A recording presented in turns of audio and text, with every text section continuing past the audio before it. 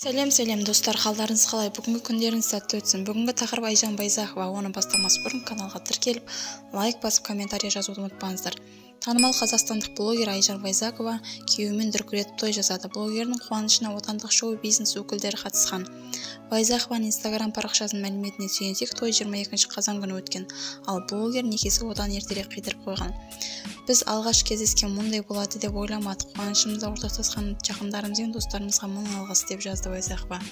Блогердің құрбысы Мадина да видеомен бөлісті инстаграм парақшасында. Видеода тойда арнайы дайындалған 7 қабатты отандық шоу-бизнес өкілдерін көруге болады. Айжан Байзақова күйеуімен қалай қай жерде танысқанын айтып берді. Блогердің айтуынша ол махаббатпен тұрмыс құрған. Бұл туралы Айжан Байзақова инстаграм парақшасына жазды. Сөзінше ол жұбайымен караокеде танысқан, бірақ кейін күйеу болады деп ойлағаным жоқ. Мен оған өзімнен үлкен ағам жоқ екенін, бірақ әрқашан болғанын қалайтынын айтқан едім. Ол мен сенің ағаң болайын деді. Бірақ тағдыр бізбен келіспеді. Ол өмірде пайда болғаннан кейін ер адамның қолдауын бірден сезіндім, және онымен бірге қартайғым келетінін түсіндім деп жазды Айжан. Блогердің көп солардың жұбы сенімсіздікті айтып отыр.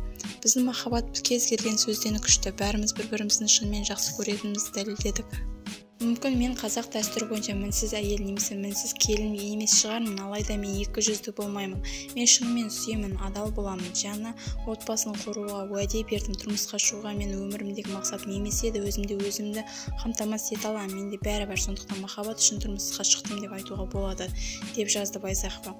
Кетсек, Айжан Байзақова бір апта бұрын тұрмысқа шықты. Желіде оған үйлену туралы ұсыныс жасалды. Кейінірек сырға салу рәсімі болды және той болды. Соңына дейін тыңдағандарыңызға көп рахмет. Лайк басып каналға тіркелуді ұмытпаңыздар достар.